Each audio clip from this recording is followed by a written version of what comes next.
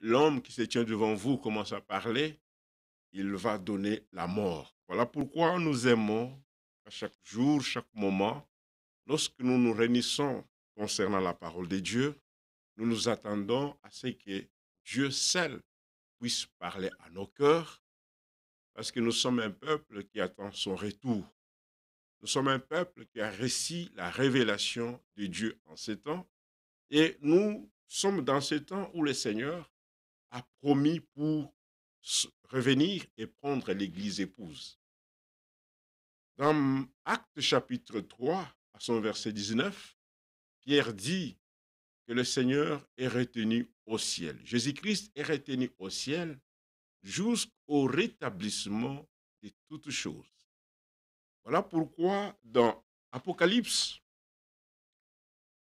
l'apôtre Paul, Pierre, Jean, il voit, on lui montre ce qui sera l'Église, on lui montre les noces de l'agneau. Il dit, soyez dans l'allégresse, car les noces de l'agneau sont venues et son épouse s'est préparée. Voilà, c'est l'épouse de Christ. Comme Christ, comme Jésus est la parole, ainsi l'épouse aussi, nous avons simplement cette obligation de croire et d'écouter la parole de Dieu. Nous ne pouvons pas négocier à ce qui concerne la parole. Nous croyons ce que Dieu a dit et nous rejetons toutes idées des hommes, qu'elles soient bonnes, que ce soit plus intellectuelles. Nous rejetons cela. Parce qu'il est dit dans Matthieu chapitre 4, l'homme ne vivra pas du pain simplement. Nous répétons cela chaque jour. Nous allons vivre de toute la parole qui sort de la bouche du Seigneur. Voilà pourquoi pendant la semaine, nous avons écouté ce que l'Esprit dit à l'Église. Toute la prédication que nous recevons, que ce soit en audio, en direct avec nos frères de Krefeld, que ce soit la parole révélée, emmagasinée. Le but du Seigneur, c'est que son épouse soit préparée et lavée. Parce qu'en ce temps de la fin, une épouse a été tirée. Les élus sont appelés parmi d'autres peuples. Nous sommes sortis de nombreuses églises indépendantes, de nombreuses églises dénominationnelles pour former le corps de Christ. Étant sortis, nous avons écouté l'appel, nous avons été choisis par le Seigneur. Voilà le temps de l'attente, c'est un temps où le Seigneur veut que nous soyons préparés, non pas selon le modèle des hommes, mais que nous soyons préparés selon celui qui a donné la promesse. Il est fidèle, comme la Bible dit, Dieu est fidèle. Il reste constant et il accomplit sa parole. C'est dans ces dieux-là que nous nous croyons. Voilà pourquoi nous allons prier le Seigneur avant que nous commencions ce service. Un service de culte pour les samedis, ce n'est pas dans l'émission que la Bible parle, mais c'est un service divin auquel nous avons toujours l'habitude de se réunir avec nos frères et sœurs dans la salle. Mais à cause de la température, les frères sont dans des maisons en ce moment et vous nous suivez. Nous prions le Seigneur avant que nous puissions continuer. Notre Père céleste, merci pour le temps que tu nous as donné. Merci pour l'occasion, le souffle de vie. Nous disons, Seigneur, merci à cause de ton élection et ce que tu as fait dans chacun de la vie de tes enfants. Nous avons, Seigneur, vagué à nos occupations multiples. Mais voilà, ce samedi, tu as voulu qu'encore nous puissions, Seigneur, écouter ta voix.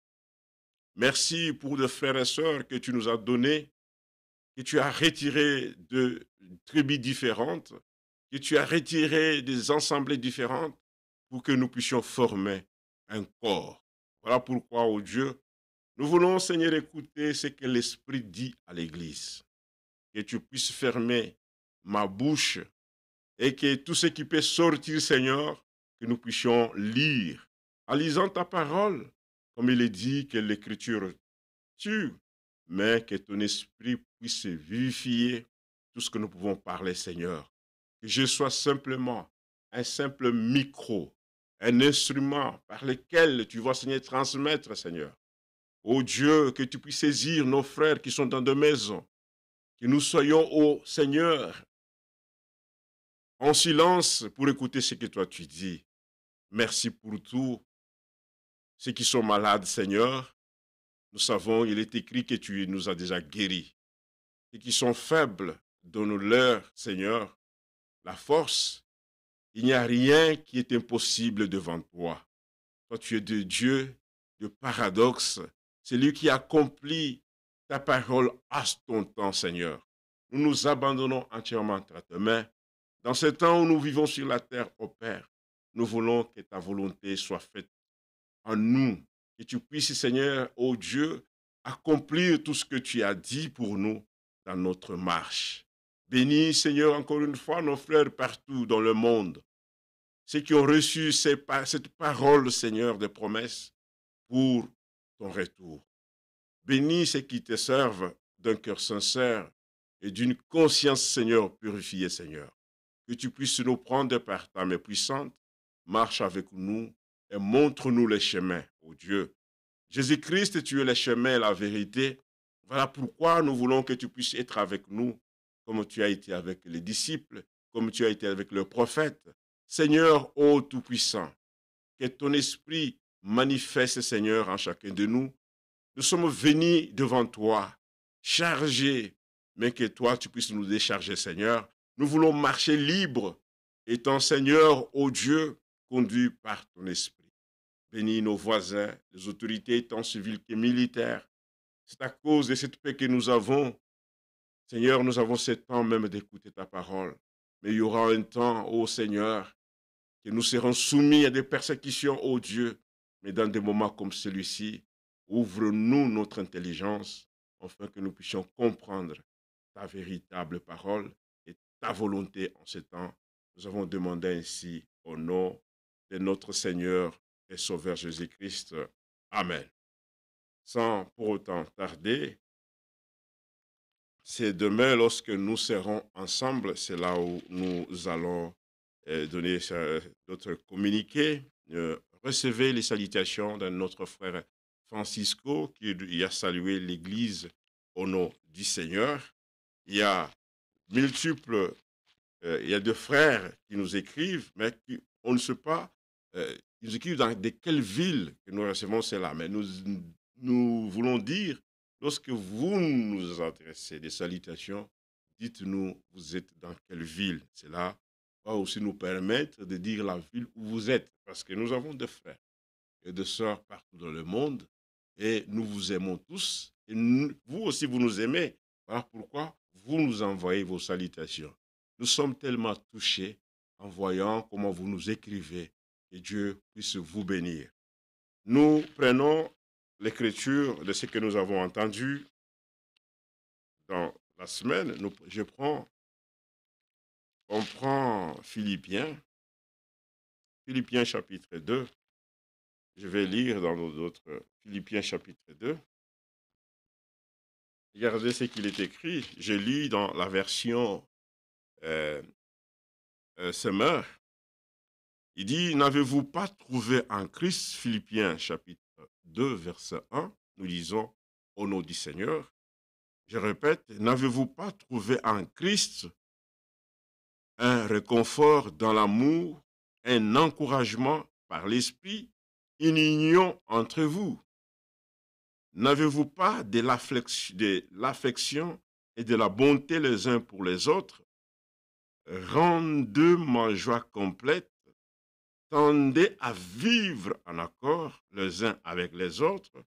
Et pour cela, ayez le même amour, une même pensée, et rendez au même but. Ne faites donc rien par esprit de rivalité ou par un vain désir vous mettant en avant, ou au contraire par humilité.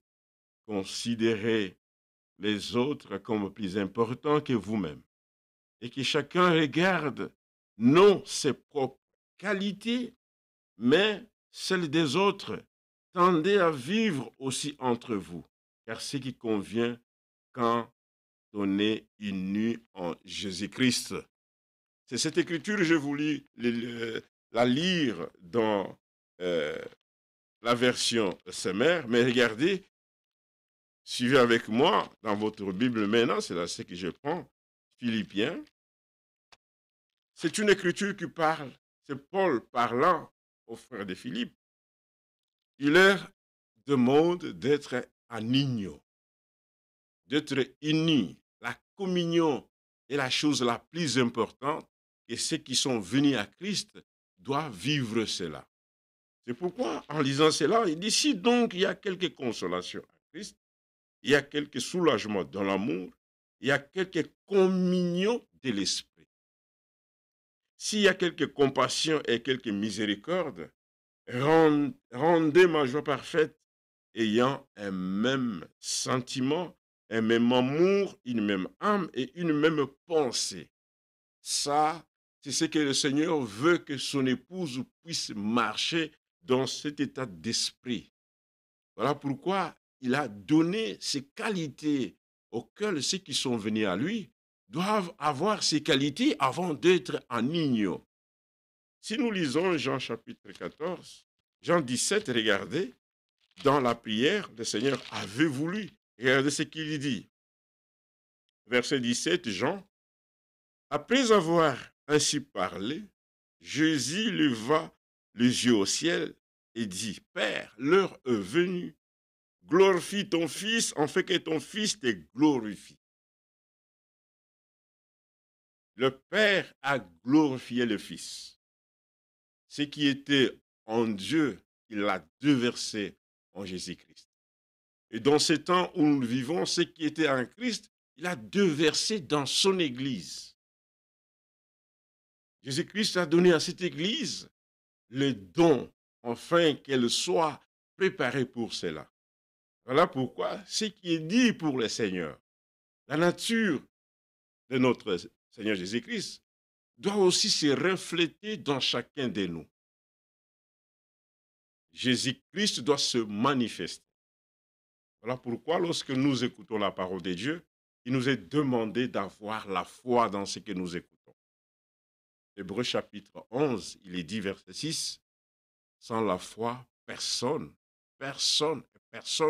ne peut être agréable à Dieu. Et cette foi est une ferme assurance. Parce que si vous manquez l'assurance dans le Dieu qui vous a créé et qui vous a sauvé en Jésus-Christ, vous n'allez pas continuer. La vie chrétienne, pour le véritable enfant de Dieu, elle commence par la foi. En lisant Hébreux, nous voyons, il y avait des gens qu'on appelle les héros. Il dit, par la foi, ils ont fait ceci. Par la foi, on a cité Abraham, Gédéon et tous les héros que vous connaissez. Ainsi, dans ces temps où nous sommes, comme nous le disons toujours, nous ne sommes pas la première génération à adorer le Seigneur. Nous avons un modèle, et ce modèle, c'est sur lequel nous devons marcher et regarder comment les anciens ont marché devant le Seigneur. Abraham, lorsqu'il a été appelé par l'Éternel, il a eu la foi dans ce qu'il a écouté. La Bible dit, il n'a même pas douté. Parce qu'il était fait, parce qu'il avait une foi ferme. Jusqu'à tel point qu'il est arrivé à un moment où il avait le fils, il fallait qu'il puisse offrir ce fils-là. La foi dans ce que Dieu a dit est très importante pour notre vie chrétienne.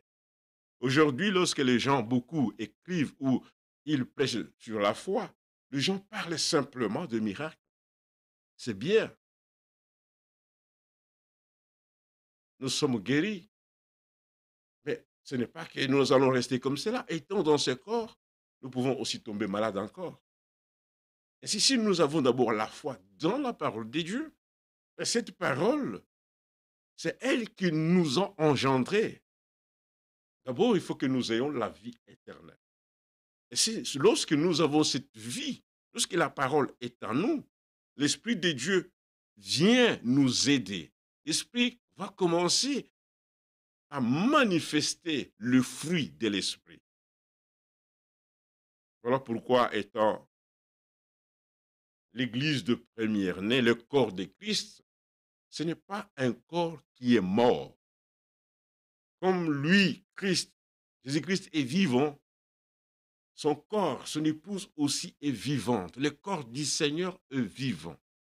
Et ce corps est composé de membres. Ces membres sont des membres pas inactifs, mais des membres actifs. Qu'est-ce qui fait que nous soyons actifs? C'est l'Esprit de Dieu qui nous anime.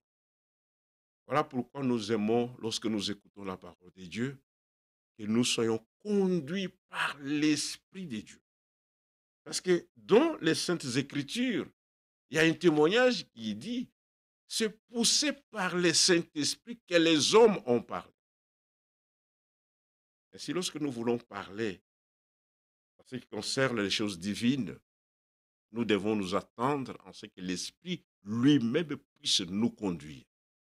Lorsque nous voulons parler les uns les autres, prions d'abord pour que l'Esprit puisse nous conduire.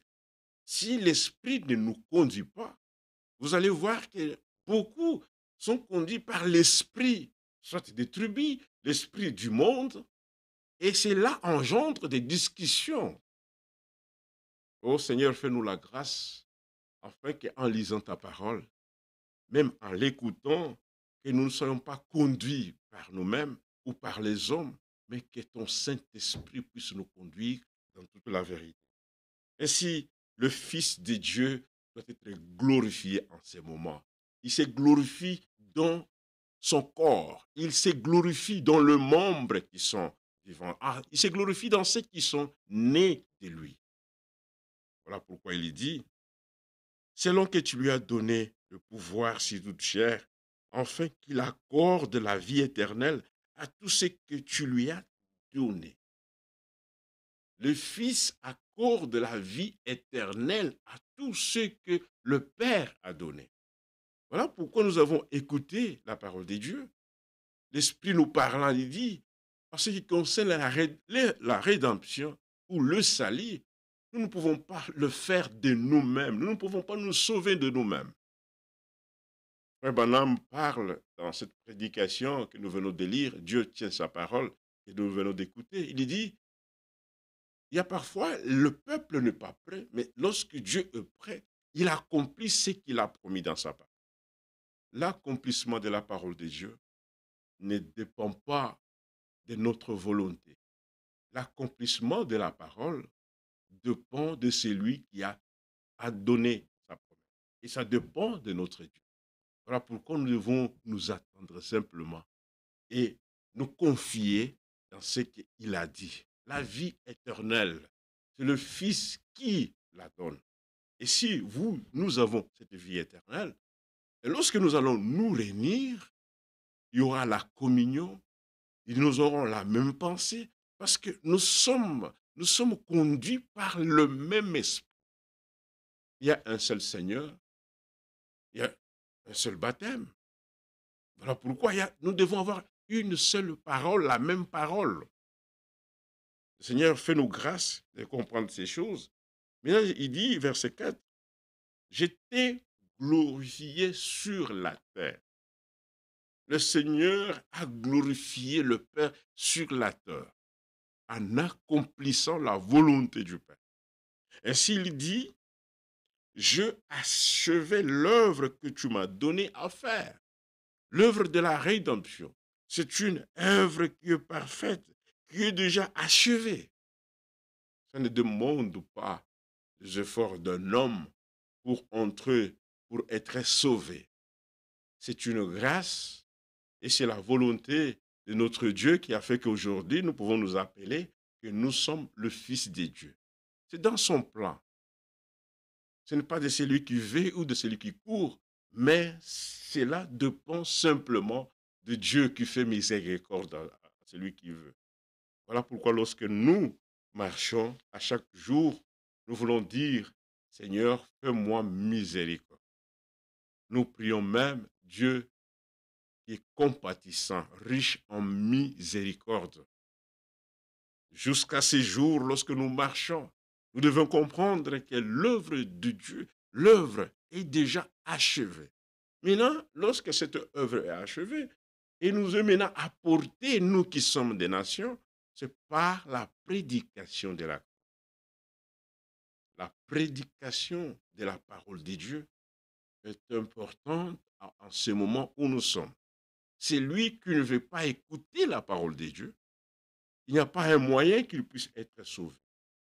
C'est pourquoi Paul, lorsqu'il parle aux Romains, nous allons revenir ici, comme je parle de la prédication, je ne veux pas oublier ça. Regardez Romains, l'œuvre de Dieu. Nous sommes dans cette œuvre. Cette œuvre, c'est une œuvre qui se fait par la proclamation de la parole du Seigneur. C'est le seul moyen que Dieu a prévu pour sauver les croyants, pour sauver l'incroyant. Ainsi, Paul dit ceci. Je vais prendre quelque chose dans Corinthiens ou dans Romains. Il parle de la même chose là-bas. Seigneur, merci pour ce que tu as fait pour nous.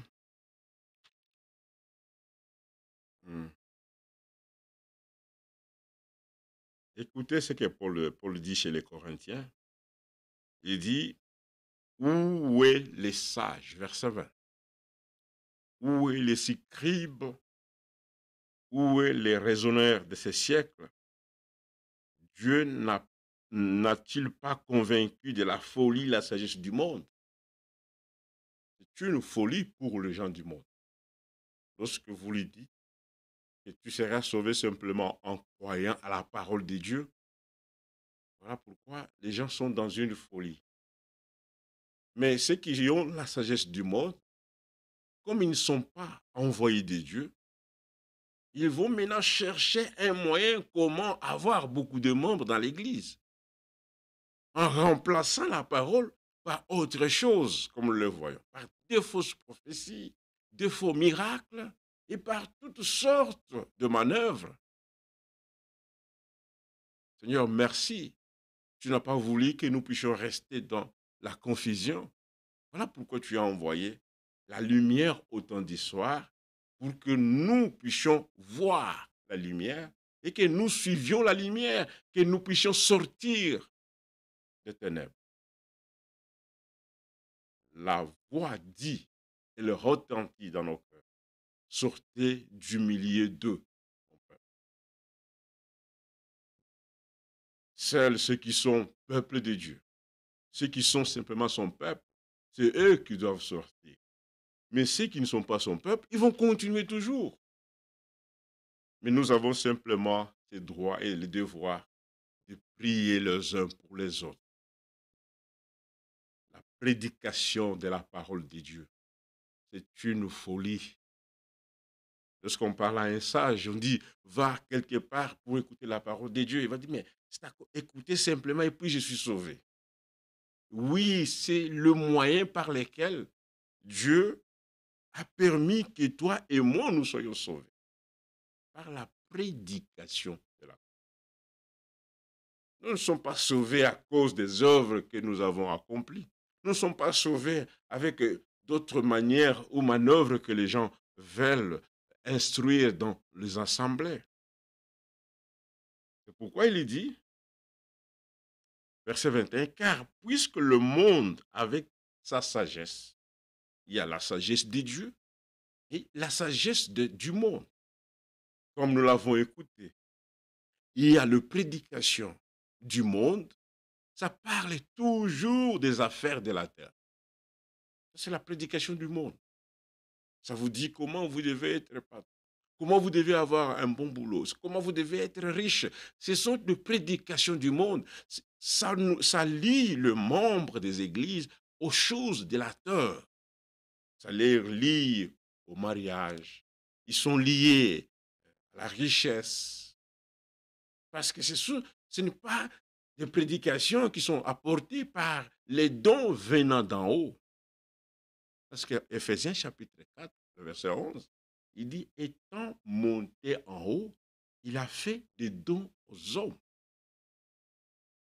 Bien-aimés dans le Seigneur, lorsque vous avez les dons de Dieu, il doit vous apporter la parole pour que votre âme sois en assurance de ce que le Seigneur a dit. Mais lorsque dans une église, on parle toujours de la richesse, comprenez que si vous avez la richesse et que vous n'avez pas la vie éternelle, quelle importance d'avoir dans les richesses et de ne pas avoir la vie de Dieu. C'est qui sont des dons venant d'en haut, que le Seigneur est monté en haut, il a fait des dons aux hommes sur la terre. Et lorsque ces dons commenceront à parler, le peuple qu'ils écoutent, ils seront reliés avec ce qui est de haut. Ils vont avoir le devoir, ils vont avoir le désir chaque fois d'écouter ce que l'Éternel a dit. Et celui qui a des oreilles, il écoute ce que l'Esprit dit à l'Église. Notre désir ne veut pas être simplement attaché aux choses du monde, aux choses de la terre, mais que lorsque nous écoutons la parole, parce qu'il a dit, je pars vous préparer une place. Chaque fois lorsque nous sommes en train de travailler, je dis, Seigneur, il faut que je sois prêt. Il faut que j'écoute ce que toi tu as promis pour moi. Car puisque le monde, avec sa sagesse, comme l'avons dit, qu'il y a les prédications du monde et la parole divine qui est apportée par les dons de Dieu. Ainsi, voilà parce qu'il dit, car puisque le monde, avec sa sagesse, n'a pas connu Dieu, avec la sagesse du monde, il est difficile que l'homme puisse connaître le Seigneur. Voilà pourquoi, dans l'œuvre de la rédemption, il nous est demandé deux choses. Nous devons d'abord mourir à nous-mêmes, avec le monde, pour que nous puissions ressusciter. Maintenant, lorsque nous sommes ressuscités, notre cœur maintenant, notre âme est attachée aux choses divines. Mais c'est lui qui ne meurt pas en lui-même. Il restera, il va voir simplement les choses qui se passent dans le monde. Seigneur, fais-nous la grâce de comprendre. Pour bien marcher dans le chemin avec Dieu, il faut que nous puissions mourir et ressusciter. C'est lui qui ne meurt pas. Comment tu dois savoir, tu dois connaître les choses de Dieu si tu as encore la sagesse du monde?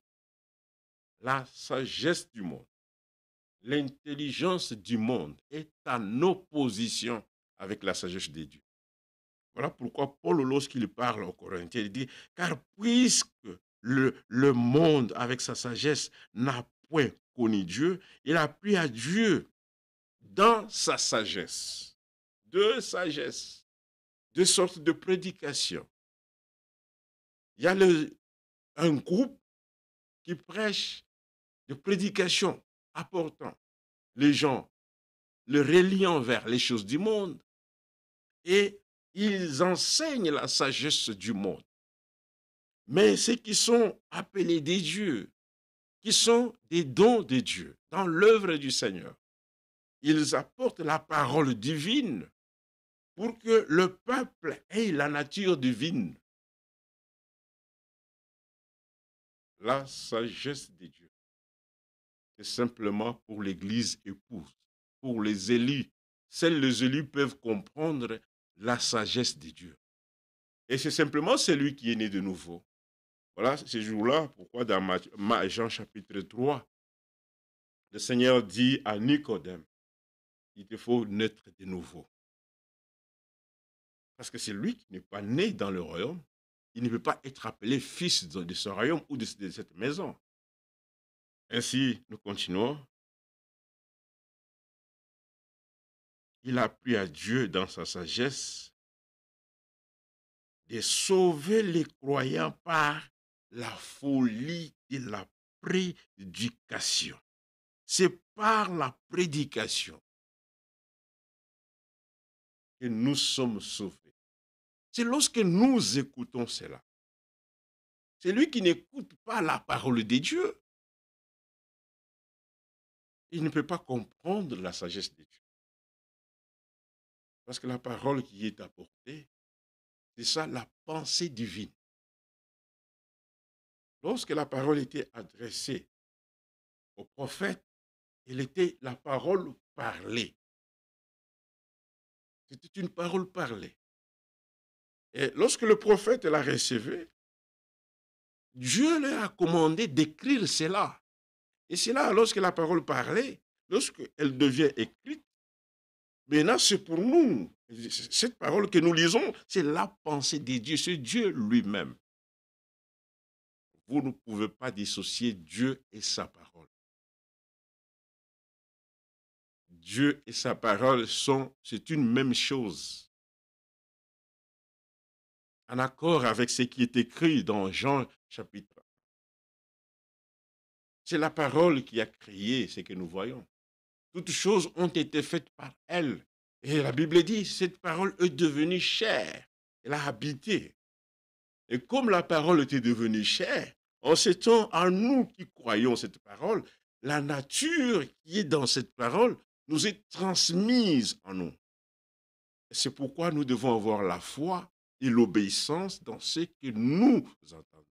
C'est lui qui écoute la parole de Dieu et qui n'est pas obéissant. Il ne suit pas les règles qui sont établies. Il y a des conditions. Et ces conditions ne sont pas difficiles. Ainsi, le Seigneur dit, c'est lui qui, si vous m'aimez, gardez ma parole. C'est lui qui aime le Seigneur, doit garder la parole de Dieu. Parce qu'il y a des gens qui peuvent écouter la parole et qui ne la gardent pas. Ainsi, voyez mes frères bien-aimés, la parole de Dieu est la chose la plus importante pour notre vie. C'est pourquoi lorsque nous nous réunissons, nous demandons toujours, donnons-nous simplement l'ancien évangile. Parce que dans la parole, il y a toute la bénédiction que le Seigneur est en train d'accorder à chacun de nous. Une seule parole, lorsqu'elle sort, ceux qui écoutent sont nés de nouveau. Une seule parole, lorsqu'elle est prêchée selon la volonté du Seigneur, la même parole au même jour, ceux qui sont malades, lorsqu'ils écoutent cette parole, elles sont guéries.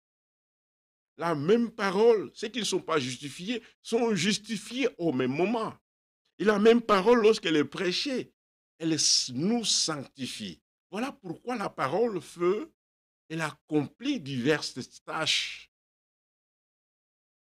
Seigneur, fais-nous grâce que lorsque nous écoutons la parole de Dieu, qu'elle puisse faire l'effet, qu'elle puisse faire un travail en chacun de nous.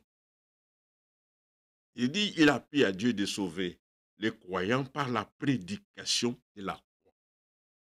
Et le même témoignage dans Romains chapitre 1,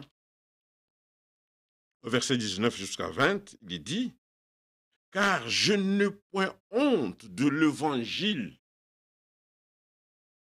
Nous ne pouvons pas avoir honte de l'évangile de Dieu. C'est la puissance. Comment quelqu'un peut prêcher quelque chose qu'on ne peut pas retrouver dans la Bible et vous dire qu'il a la puissance de Dieu? Non. La puissance de Dieu est simplement dans la parole de la vérité. Parce que l'évangile de Dieu, c'est une puissance en elle. Voilà pourquoi nous n'avons pas droit de commencer à créer une puissance comme les gens le font maintenant, nous le voyons dans le monde. Les gens créent l'atmosphère dans l'Église.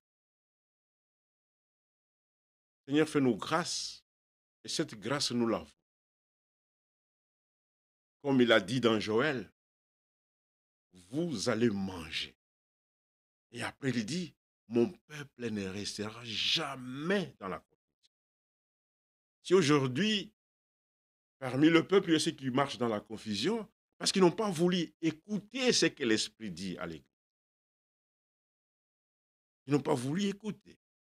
Mais nous qui avons reçu cette grâce de recevoir cette parole, nous devons vraiment garder la parole de Dieu. On ne négocie pas avec la parole de Dieu. Voilà pourquoi il est dit, là où 2 ou 3 sont réunis en son nom, nous nous réunissons pour écouter, non pas des fables, habillement concis, ne pas écouter les histoires ou écouter la vie de quelqu'un, mais nous voulons écouter la parole de Dieu. Parce que c'est dans cette parole que nous avons reçu la vie. C'est cette parole qui a fait que nous puissions sortir du ténèbre vers sa lumière. Voilà pourquoi il dit, il n'avait pas honte. Il dit, c'est la puissance de Dieu pour le salut de quiconque qui croit. Pour notre salut, Dieu a envoyé la parole. Pour notre salut, c'est la parole qui a été envoyée. Voilà pourquoi l'apôtre Paul, si je me souviens, c'est qu'il dit à son frère Timothée, il lui dit, prêche la parole, insiste en toute occasion, favorable ou non. Si quelqu'un n'a pas la parole de Dieu, je n'ai pas droit de l'écouter. Parce que lorsque vous écoutez quelqu'un qui n'a pas la parole de Dieu ou qui a une parole mélangée, votre vie ne va pas progresser. Vous aurez une vie qui ne va nulle part. Voilà pourquoi le Seigneur a dit, c'est à moi en vain qu'il m'honore. Ils ont été enseignés simplement avec des commandements d'ordre. Vous comprenez pourquoi est-ce que nous sommes très exigeants à écouter simplement la parole de Dieu. Même si quelqu'un cite le nom d'un prophète. Mais nous sommes tellement exigeants dans ces temps, à nous qui attendons le retour du Seigneur, nous exigeons d'écouter simplement ce que Dieu a dit. Mais comment nous allons le savoir que ça, c'est ce que Dieu a dit? Mais consultez le livre de l'Éternel. Consultez. Consultez la Bible, la parole est là. Parce que la parole est une puissance pour le salut. Notre salut est lié à la parole que nous écoutons. Voilà pourquoi lorsque nous écoutons la parole, cette parole crée la foi, la véritable foi en nous. Alors il dit, c'est la puissance de Dieu pour le salut de quiconque qui croit, du juif premièrement, puis du grec. Il dit, mais verset 17, il dit, parce qu'en lui est révélée la justice de Dieu. Notre justification nous est révélée lorsque nous écoutons la parole de Dieu. Ainsi il dit, par la foi et pour la foi, selon qu'il est écrit, le juste vivra par la foi. Verset 18, il dit, la colère de Dieu se révèle du ciel contre toute impiété et toute injustice des hommes qui retiennent injustement la vérité captive. Car ce qu'on peut connaître de Dieu est manifesté pour eux. Dieu les a fait connaître, en effet, ce qu'on dit les perfections invisibles de Dieu, sa puissance éternelle et sa divinité se voient comme à l'œil nu depuis la création du monde quand on les considère dans ses ouvrages. Qu'est-ce que nous avons voulu vous montrer? C'est le verset 16. Par la puissance de la parole de Dieu, c'est la parole qui nous donne accès à l'œuvre du Seigneur. C'est la parole qui fait que nous puissions être engendrés de lui. Maintenant, regardez, lorsque cette parole nous engendre, qu'est-ce qu'elle fait? Dans cette parole comme sémence, il y a une nature de Dieu. Voilà pourquoi Paul, retournons dans Philippiens, c'était des gens qui attendaient le retour du Seigneur. C'est pourquoi il dit, si donc il y a quelque consolation en Christ, il y a quelque soulagement dans l'amour, il y a quelque communion dans l'esprit. C'est ainsi nous avons pris acte, pas acte, Jean 17, lisons cela, c'est là où j'étais, il ne faut pas oublier cela. Jean 17, regardez ce qu'il dit. Le Seigneur lui-même déjà, par la prière, il avait déjà demandé. Regardez Jean 17. Là, il a dit, j'ai achevé son œuvre, verset 4. Maintenant, écoutez même, il dit, je fais connaître, verset 6, ton nom aux hommes que tu m'as donnés. Et dans ce monde, des hommes que Dieu a donnés à Jésus. Il y a des fils et des filles qui appartiennent, nous appartenons au royaume. de son Fils. Voilà pourquoi il dit, ils étaient à toi et tu me l'as donné et ils ont gardé ta parole. Ça doit être la nature de vrais enfants de Dieu. Lorsque nous marchons, nous disons, Seigneur, nous voulons demander toujours, notre Dieu, fait que nous gardons ce que toi tu as dit. Et heureux ceux qui lisent, ceux qui entendent et ceux qui lisent et qui gardent les choses qui sont écrites. Tout enfant de Dieu qui est né par la parole, il doit garder ce que Dieu a dit. Voilà pourquoi chaque jour, lorsque nous écoutons la parole de Dieu, nous devons dire que le Saint-Esprit puisse faire que nous gardons ce que nous avons écouté. Parce que lorsque vous ne gardez pas, vous allez oublier même ce que Dieu a dit. Et lorsque tu oublies ce que tu as dit, Satan viendra avec quelque chose te donner, comme tu as déjà oublié. Mais si tu le gardais, tu dois encore te souvenir, tu dis non, Dieu m'a dit ceci. Regardez la vie que le Seigneur a passée, nous aussi nous allons le passer. Le Seigneur a été tenté, il a été baptisé, il a aussi été tenté par Satan. Si tu es fils de Dieu, fais ceci. Si tu es ceci, Satan viendra toujours pour nous. Mais ce qui nous fait la joie, c'est quoi? C'est que celui qui est en nous est plus fort que celui qui est dans le monde. Maintenant, lorsque nous gardons la parole de Dieu, parce que Satan connaît aussi les Écritures, il emploie aussi la parole de Dieu, mais il n'obéit pas à la parole. Lui, il peut lire, il croit que Dieu existe, il tremble aussi, comme Jacques l'a dit. Mais lorsqu'on arrive au moment d'obéir à la parole, Satan n'obéit pas.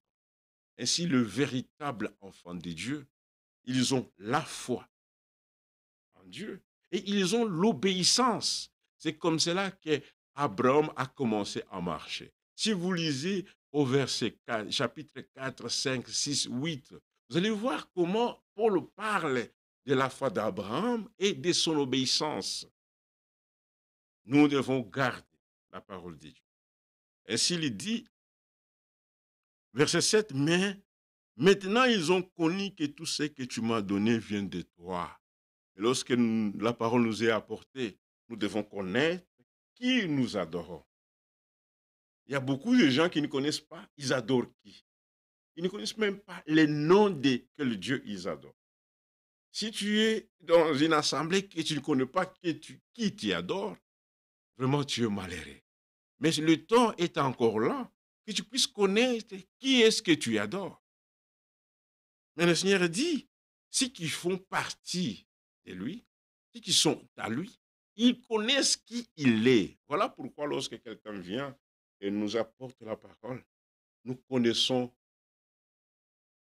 comment notre Dieu parle. Parce que nous connaissons les langages du Seigneur. Parce que nous sommes le brebis de son patron. Pourquoi il dit, mes brebis connaissent ma voix.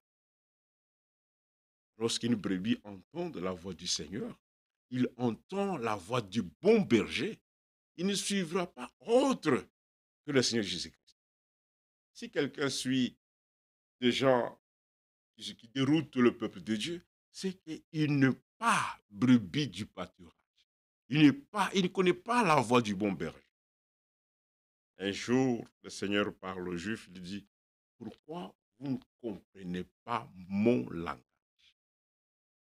Pourquoi vous ne comprenez pas? Ils ne comprenaient pas. C'est par les langages qu'il y a une communication. Mais lorsque le Seigneur parlait de la parole de Dieu, notre communication, c'est une communication de la parole. La parole est divine. Ainsi, lorsque c'est la parole de Dieu, déjà, comme nous sommes nés de la parole, il y a déjà la profondeur qui nous dit, ça, c'est la vérité de Dieu. Voilà pourquoi, dans ce temps où nous attendons le retour du Seigneur, c'est un temps où nous devons être éveillés et examiner chaque chose par les Écritures. Nous n'entrons jamais dans les shows des églises, même si on chante comment. Mais lorsque on arrive au temps d'écouter la parole de Dieu, nous devons être attentifs à la parole. Parce que dans la parole, le Seigneur veut nous communiquer sa volonté, sa pensée divine. Oh là là, Seigneur, merci. Il dit, car je leur ai donné le parole que tu m'as donné. Et ils ont reçu. Une église véritable doit recevoir la parole. Lorsque nous recevons la parole, nous la recevons avec joie. Parce que nous faisons partie du corps du Seigneur. Ainsi, pour partir, il dit, ils ont vraiment connu que je suis sorti de toi et ils ont cru que tu m'as envoyé. Maintenant, il dit, verset 9, c'est pour eux que je prie. Le Seigneur a prié pour ceux qui sont sortis, pour ceux qui font partie de son corps. Il ne prie pas pour tout le monde. Il ne prie pas pour les religieux. Quelqu'un peut dire allez aussi prier pour moi. Bon, ça c'est comme ça que les gens disent. Mais lorsque le Seigneur prie, il dit, je prie pour ceux que toi tu m'as donné, ceux qui ont reconnu ta parole, ceux qui ont reçu la parole de Dieu, qui sont nés. C'est pourquoi nous disons notre Père qui est au ciel. À cause de cette filiation que nous avons par son Fils Jésus. Vous voyez que les choses de Dieu ne sont pas des choses mathématiques, ce sont des choses qui sont simples. Lorsque nous croyons tel que Dieu l'a dit, nous marchons avec son esprit. Les gens veulent compliquer parce que quand quelqu'un a la sagesse du monde, il apportera comment le monde voit. Merci Seigneur. Alors il dit, je ne prie pas pour le mort. Ça c'est ce que le Seigneur dit. Il ne prie pas pour le monde, mais pour ce que tu m'as donné, parce qu'ils sont à toi. Et tout ce qui est en moi est à toi, et ce qui est à toi est en moi. Je suis glorifié en eux. Il doit être glorifié dans chacun de nous, nous qui avons reçu la parole de Dieu. Si tu es né de lui, sache bien qu'en marchant avec lui, l'Esprit de Dieu doit se glorifier. L'Esprit du Seigneur doit se glorifier en chacun de nous. Chaque membre doit être un membre actif. On a dit ce qui était en Dieu, il l'a déversé en Christ. Et ce qui était en Christ, il l'a déversé dans son Église. Et aujourd'hui, le Saint-Esprit parmi dans son corps est en train de faire le travail. Nous sommes dans la continuité du travail du Seigneur. Il veut être se glorifier. Il veut prendre la place. Comme nous avons dit tout au commencement, soyons des membres actifs, pas inactifs. Qu'est-ce qui nous met en mouvement? Ce n'est pas par notre force, mais c'est par ce qui est en nous. Il dit, je serai en vous, je serai avec vous et je serai en vous.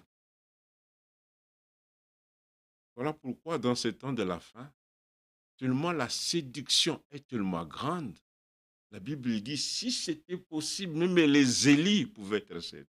Mais ce n'est pas possible parce que c'est lui qui a appelé les élus. Il est en eux. Il n'y a pas moyen qu'un élu puisse aller écouter des choses qui ne sont pas la parole de Dieu.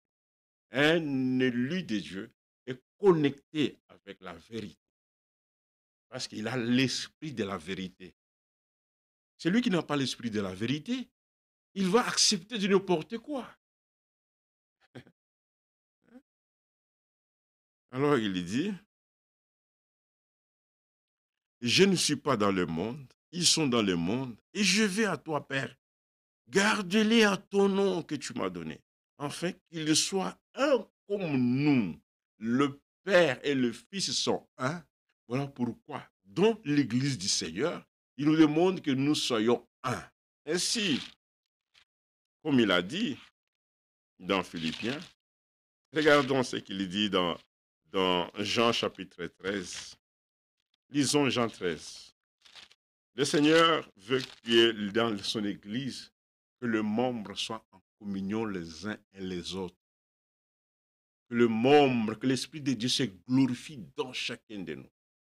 Si le Seigneur est dans une sœur, si le Saint-Esprit est dans un frère, comme c'est un esprit de vérité, il n'y aura jamais de murmure ou de parler le mal envers les autres.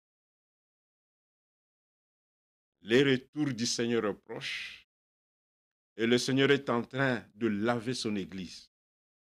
C'est pour un but. Parce que lui qui a fait la promesse, il est fidèle. Dans Jean chapitre 13, verset 15, il dit ceci.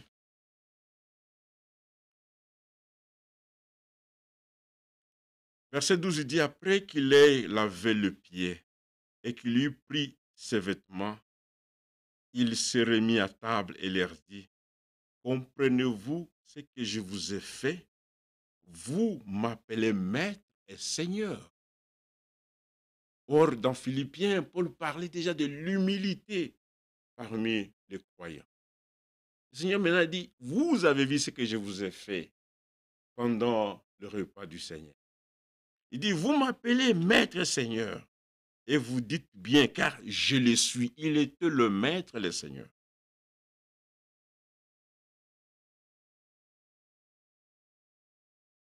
Car je le suis. Verset 14. Si donc je vous ai lavé le pied, à moi, le Seigneur et le maître, vous devez aussi vous laver le pied les uns et les autres.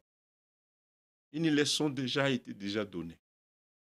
L'humilité de voir mon frère qui il me surpasse. C'est pourquoi dans Philippiens chapitre 1, il dit, celui qui a commencé cette bonne œuvre va la parachever. C'est que la fin doit être très importante. Il commence et il achève. Maintenant, il demande à ceux qui sont comme corps son corps. Il dit, si je le fais, il a été humble. L'humilité, il n'a pas laissé, il a laissé ce qu'il était. Et si j'ai fait ça, je vous ai lavé, vous devez aussi les laver les uns et les autres. Verset 15, il dit, car je vous ai donné un exemple. Maintenant, si nous sommes réunis dans l'Église du Seigneur, notre exemple, c'est le Seigneur Jésus-Christ. C'est à lui que nous prenons comme modèle. Jamais, lorsque le Seigneur était là avec les disciples, il y avait de bagarres les uns les autres. Non, non. Et Frère Branham me dit, lorsque le Saint-Esprit n'était pas encore descendu, tout le monde se demandait, Maître, lorsque tu vas partir, qui va nous diriger? Parce que l'homme, c'est ça le grand problème aujourd'hui. Ils ont demandé qui va nous diriger. Le Seigneur n'a pas cité que c'est tel, c'est tel. Il a appelé seulement un enfant. Il a dit, si quelqu'un parmi vous veut être grand, il soit comme cet enfant. Seigneur, fais-nous comprendre. Quand nous étions enfants, nous agissons comme des enfants. Mais maintenant, étant grand, parce que le Seigneur va prendre une église qui a grandi, qui est en maturité. Nous sommes dans le temps où, même si la parole est dure comme moi, nous devons toujours l'absorber et dire, Seigneur, toi, tu l'as voulu comme cela. Tu l'as voulu comme cela. Oh, il dit, si moi, je l'ai fait comme cela, vous devez aussi faire. C'est un exemple, afin que vous fassiez comme je vous ai fait. En vérité, je vous l'ai dit, le serviteur n'est pas plus grand que son Seigneur, ni l'apôtre plus grand que celui qui l'a envoyé. Aucun serviteur de Dieu est plus grand que le Seigneur lui-même. Nous pouvons dire même que Frère Branham n'est pas plus grand que Jésus-Christ.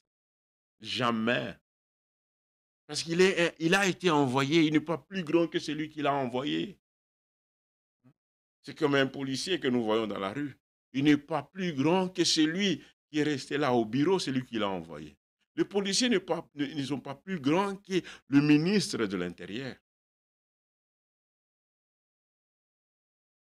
Tout envoyé de Dieu n'est pas plus grand que son Seigneur. Si vous voyez un homme qui a été envoyé et il commence à se faire plus grand que celui qui l'a envoyé, c'est qu'il y a déjà un esprit qui ne va pas. Il dit, verset 17, « Si vous savez ces choses, vous êtes heureux pourvu que vous les pratiquiez. » Ils sont heureux. Ce n'est pas ceux qui ont beaucoup d'argent ou qui ont beaucoup de diplômes. J'ai toujours dit à l'église, aux bien-aimés, vous qui m'écoutez, j'ai toujours parlé, nous travaillons, quel que soit le travail que tu as, c'est pour nourrir ce corps, pour nourrir le corps ici. Tout ce que nous faisons du matin au soir, aller-retour, qu'il y ait neige ou pas, c'est pour nourrir le corps, pour payer les billes. Et nous utilisons le téléphone, la maison, c'est là où nous dormons. C'est pour le corps. Mais pour notre âme, bien-aimés dans le Seigneur, nous avons besoin de la parole de Dieu. Nous avons l'âme est nourrie simplement avec la parole. Pour ceux qui sont nés de Dieu, notre âme doit être nourrie de la véritable parole de Dieu. Si nous retenons ce que le Seigneur dit, nous sommes le peuple le plus heureux.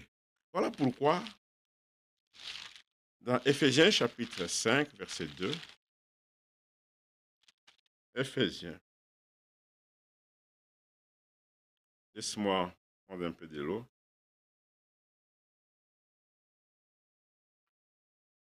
Dans Éphésiens, il est dit ceci. Nous remercions les sœurs qui prennent soin de la salle. J'ai trouvé la salle propre. Que Dieu vous bénisse richement parce que vous êtes actifs. Chacun fait, chacun de nous, chacune de nous fait ce que le Seigneur a mis dans son cœur. Il n'y a pas quelqu'un qui est poussé, toi fais ceci. C'est-à-dire, celui qui voit qu'il y a quelque chose qui manque, il est poussé de le faire. On le fait toujours. Nous voulons être conduits de cette manière. Nous continuons dans Éphésiens chapitre 5. Comment nous devons marcher étant un groupe, étant un corps du Seigneur? Il faut d'abord que nous soyons en communion les uns et les autres et agir d'une même pensée. Être conduit par le même esprit. Parce que si quelqu'un n'est pas conduit par le même esprit, il va commencer à se dissocier du corps. Et comment quelqu'un peut se dissocier? C'est en rejetant la parole de Dieu. En lisant la parole de Dieu, nous voyons les recommandations qui nous sont données. Nous voyons comment les apôtres ont parlé. Voilà pourquoi nous disons que nous sommes édifiés sur le fondement des apôtres et des prophètes. Les enseignements donnés par les apôtres sont importants pour notre marche chrétienne. Dans cette marche chrétienne, si tu n'as pas reçu la parole de Dieu, tu vas agir avec ta sagesse à toi. C'est pourquoi Paul dit, ne sois pas sage. Branham a prêché une prédication disant, ne soyez jamais sage à votre propres yeux. Parce que la sagesse du monde donne l'orgueil. Parfois, lorsqu'on connaît qu'on a beaucoup de diplômes, on est sage, on devient orgueilleux. Mais nous, comme Église du Seigneur, en attendant son retour, il faut que chacun de nous puisse voir l'autre comme étant supérieur. Si nous avons, comme nous l'avons écouté, cet habit du travail qui est l'humilité, de se regarder. Si quelqu'un est humble, même parler devant le peuple de Dieu, il saura comment il faut parler. Nous parlons, il ne faut jamais... Nous avons lu Là, il dit dans Jean, il dit, c'est lui qui est envoyé n'est pas plus grand que celui qui l'a envoyé. Si Dieu a donné de ministère à des hommes qui apportent la parole de Dieu, ce n'est pas pour que ce ministère puisse dominer sur le monde, puisse parler de n'importe quoi, même pour rappeler. Non, non, non. Paul était quelqu'un qui a instruit l'Église. Il dit à Timothée, pour les jeunes, regarde comment il faut parler. Pour ceux qui sont vieux, regarde comment il faut parler. Il dit même à Timothée, il dit, sache comment il faut se conduire dans la maison de Dieu.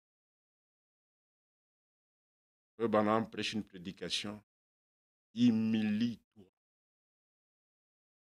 C'est très important, mon frère bien-aimé. Parce que dans la communion, étant membre du corps de Christ, comme le Saint-Esprit nous a parlé, nous devons porter l'habit. Un mécanicien, on le reconnaît par sa salopette. Un infirmier, le docteur ont des blousons et toutes sortes. C'est que chaque métier, ils ont une tenue qu'ils ont. Mais pour l'Église, pour son Église à lui, le Seigneur a donné comme habit, c'est l'humilité. Nous devons toujours être humbles devant la parole. Nous devons accepter ce que la parole dit. Même si cela est contraire à notre sagesse. Acceptons. C'est ça, être fils de Dieu. C'est ça l'obéissance.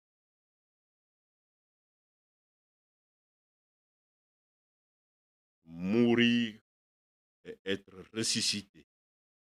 Être revêtu de l'humilité. Ça, c'est la vie qui est donnée pour le véritable croyant. Éphésiens chapitre 5, verset 2. Éphésiens 5, à son verset 2. Regardez comment la Bible dit. Comment est-ce que nous devons marcher? Éphésiens chapitre 5. Maintenant, l'apôtre parle, c'est lui qui a posé les fondements pour l'Église des nations. Pour nous, il nous exhorte ceci. Éphésiens chapitre 5. Devenez donc les imitateurs de Dieu, comme les enfants bien-aimés, et marchez dans l'amour. Parce que c'est lui qui nous a sauvés, notre Dieu, que nous disons Père, que nous appelons Père, il est amour. Et comme nous sommes nés de la sémence parole, cet amour doit être manifeste. Ce n'est pas que toi, tu fais l'effort pour que tu puisses avoir l'amour, mais comme nous l'avons écouté, il faut que nous mettions les ailes. Les ailes est important pour notre vie chrétienne.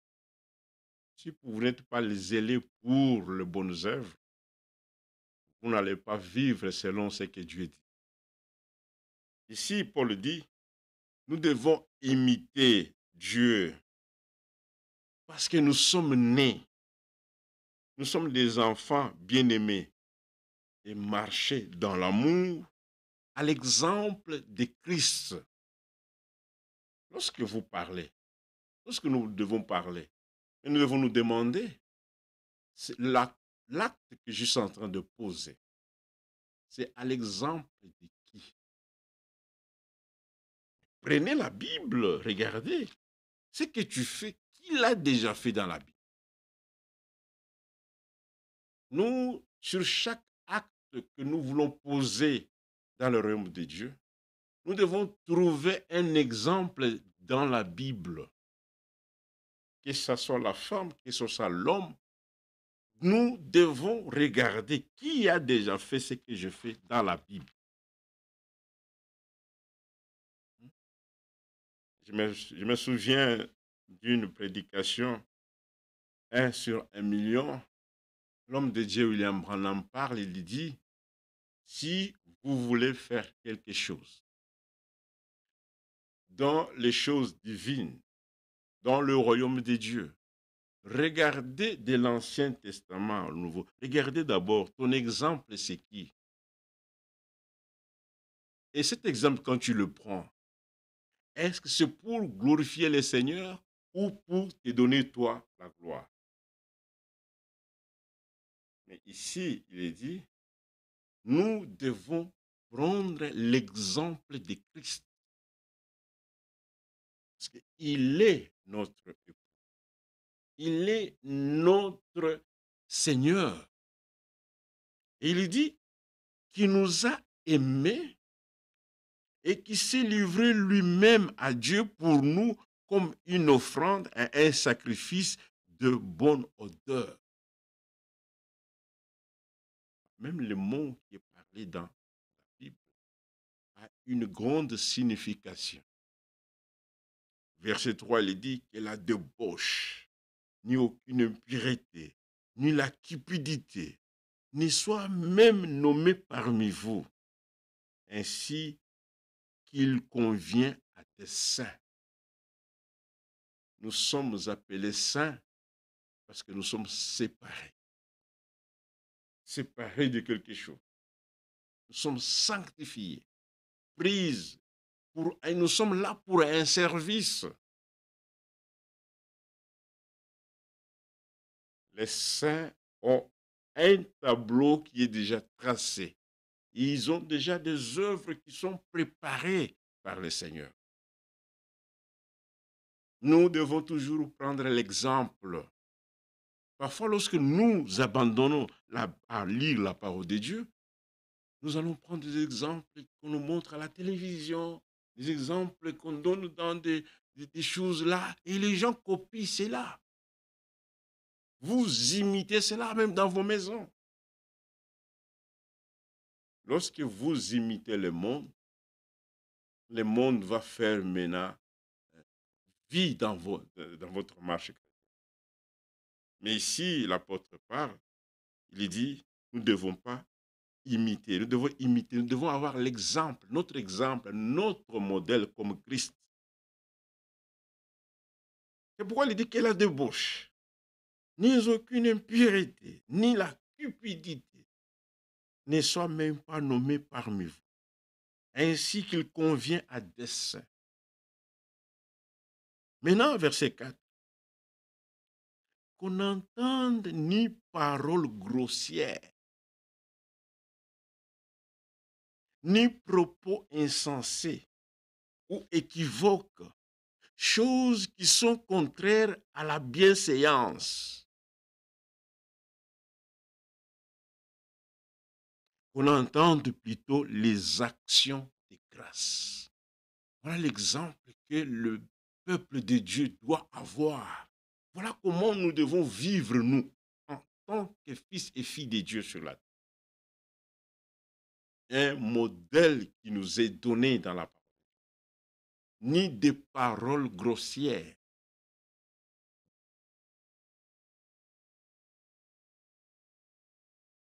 L'Église du Seigneur est une race des élus. C'est un peuple à part.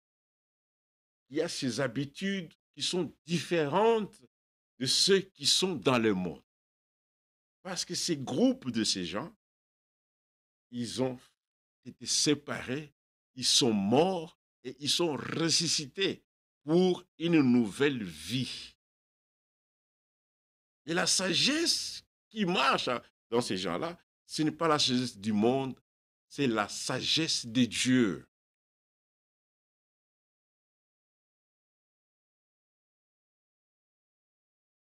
On entende plutôt des actions de grâce. Verset 5 dit, car sachez-le bien, aucun débauché ou impire ou cupide, c'est-à-dire idolâtre, n'a héritage dans le royaume de Christ. et de Dieu. Que personne ne vous séduise par de vains discours. Car c'est à cause de ces choses que la colère de Dieu vient sur le fils de la rébellion. N'ayez donc aucune part avec eux. Maintenant, la Bible dit, autrefois vous étiez ténèbres. Autrefois nous étions ténèbres. Et maintenant étant lumière dans le Seigneur, ne te fais pas la lumière toi seul. Nous sommes lumière en Christ. Dans le Seigneur, nous sommes lumière. Maintenant, le verset 9, il dit, car le fruit des lumières consiste en toutes sortes la bonté, la justice et de vérité. Verset 10, qui est important aussi, il dit, examinez ce qui est agréable au Seigneur. Nous devons examiner toutes choses. Et lorsque nous examinons ce qui ne vient pas de Dieu, nous mettons ça, nous rejetons et nous prenons ce qui est agréable au Seigneur. Prenons simplement ce qui est nécessaire. Tout m'est permis, mais tout n'est pas utile. Prenons ce qui donne gloire. Parce que lorsque la sagesse commence à faire demeure dans quelqu'un, il oublie ce qui est important au Seigneur. Nous sommes dans l'âge où l'homme dit simplement, ça, c'est mon droit. Ça, c'est... Mais comme nous sommes Église du Seigneur, nous devons être soumis à Christ. Dieu veut que nous soyons soumis à sa parole. Et son Église soit soumise à sa parole. Examinons toutes choses. Il faut que nous examinions toutes choses. Regardez ce qu'il est dit. Examinez, verset 10, examinez ce qui est agréable au Seigneur et ne prenez point aux œuvres infructueuses des ténèbres, mais plutôt condamnez-les, car il est bon, il est honteux de dire ce qui se font en secret. Et lorsque nous prenons Romains 12, verset 2, regardez ce qu'il dit. Romains 12, verset 2. Il dit, j'exhorte donc, frères, par les compassions de Dieu, à offrir vos corps comme un sacrifice vivant, saint, agréable à Dieu, ce qui sera de votre part un culte raisonnable. Vous voyez comment est-ce que le Seigneur, par ses envoyés, est en train d'instruire son Église. Il instruit comment nous devons marcher d'abord, nous, en tant que corps de Christ. Ceux qui sont sanctifiés, mis à part pour le Seigneur. Et tout ce que nous lisons là, Paul dit, je posais les fondements. Mais lorsqu'on veut bâtir, nous regardons comment le fondement a été posé. Et en lisant comme cela, nous pouvons dire, Seigneur, tu nous as aimés, c'est pourquoi tu veux que nous puissions marcher dans la crainte de ta parole. L'humilité. Comment nous devons marcher? Nous devons glorifier le Seigneur en tant que sur cette terre. Le Seigneur doit se glorifier en chacun de nous. Il doit se glorifier. Que cette union qu'il lui-même a demandé, cette unité, cette communion de l'Esprit soit manifeste en chacun de nous. Nous continuons. Il est dit, verset 2, ne vous conformez pas au siècle présent, mais soyez transformés par le renouvellement de l'intelligence. Pour que nous puissions marcher dans la lumière, il faut qu'il y ait une transformation. Et cette transformation, nous l'avons, comme nous l'avons lu dans Romains, la parole de Dieu est une puissance. Elle transforme chacun de nous. nous sommes régénérés. Et puis il dit, nous continuons, mais soyez transformés par le renouvellement de l'intelligence, afin que vous discerniez quelle est la volonté de Dieu.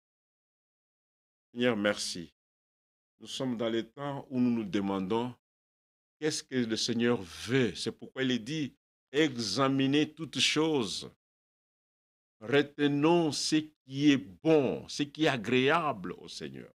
Retenons ce que lui a dit.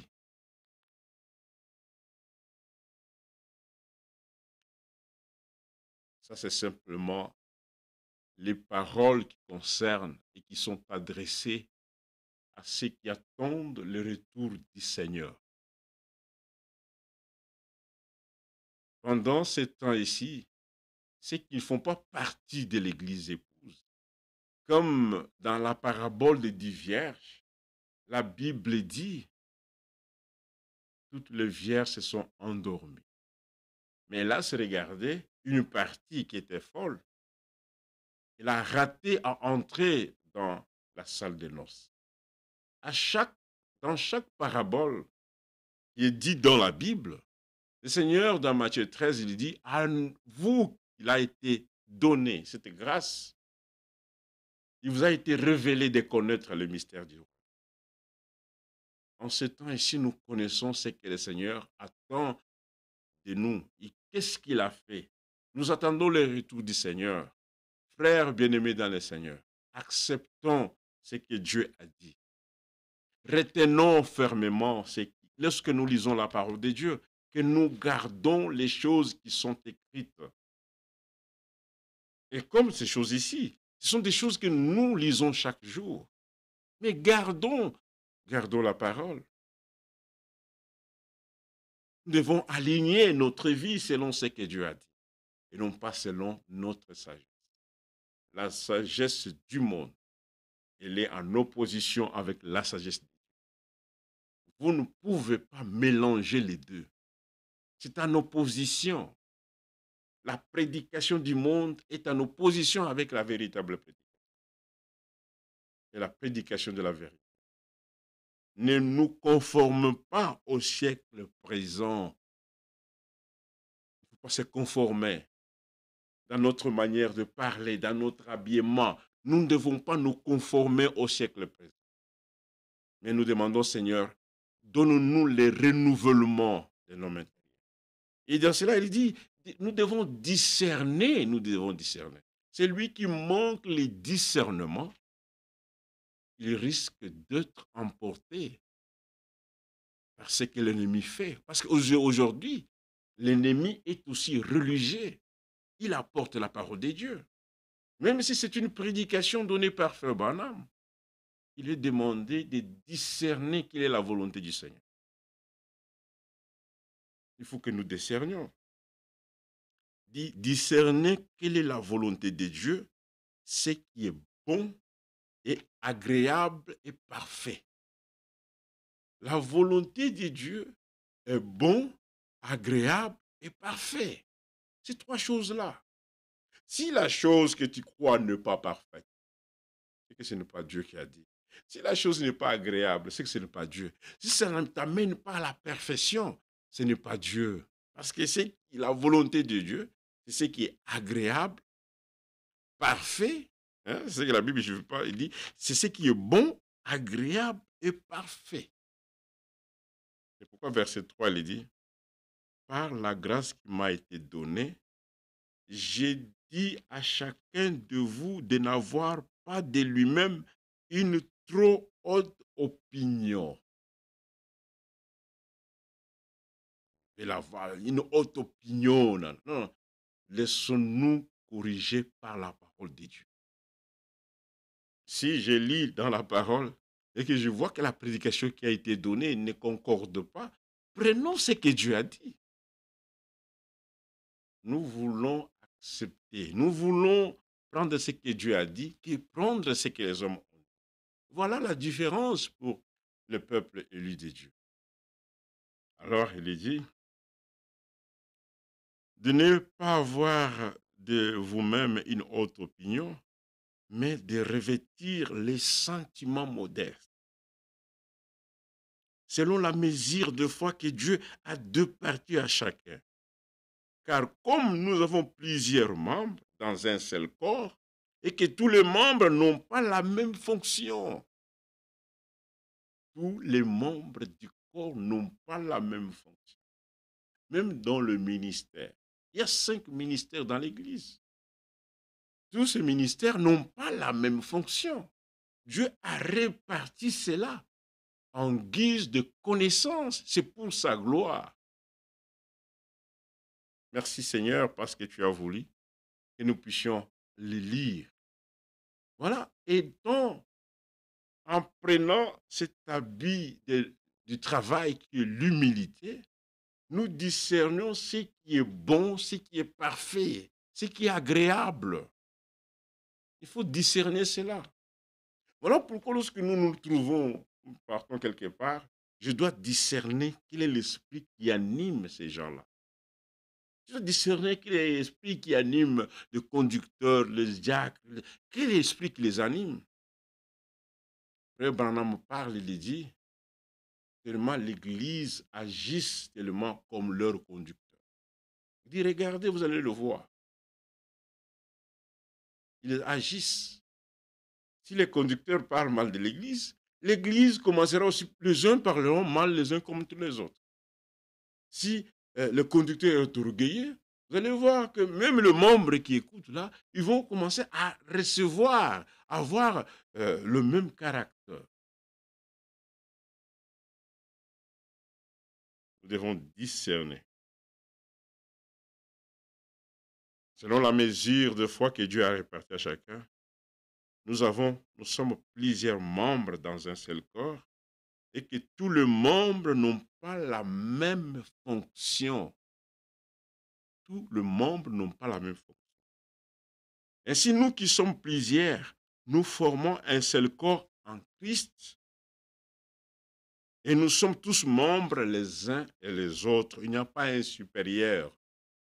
Il n'y a pas un papa, il n'y a pas... Non, nous, dans l'église du Seigneur, nous n'avons pas de papa. Tous, nous sommes des frères. Même ceux qui nous apportent la parole, ce sont des frères. C'est parce que l'église de Nicolaïtes, ils ont voulu mettre cela pour qu'il y ait une séparation de pouvoir entre ceux qui apportent la parole et les autres. Tout cela dans le but de pouvoir dominer. Mais qu'est-ce que nous vous disons, mes bien-aimés? L'Église a une seule tête, et la tête, c'est le Seigneur Jésus-Christ. Voilà comment Paul dit. Il dit, nous sommes membres, nous sommes un corps. Un corps n'a pas de tête. Lorsqu'un corps a deux têtes, c'est déjà un monstre. Et la tête de l'Église, selon le témoignage de la parole, ce n'est pas le pasteur, comme les gens disent. La tête de l'Église, c'est le Seigneur Jésus-Christ. C'est le Seigneur Jésus-Christ. Les gens vont aller se faufiler, se cacher derrière des situations avec le but de pouvoir dominer sur le peuple. L'humilité. Que nous puissions savoir que chacun a reçu un don. Dieu a réparti à chacun de nous selon la foi. Que nous puissions voir les autres plus haut que nous aussi.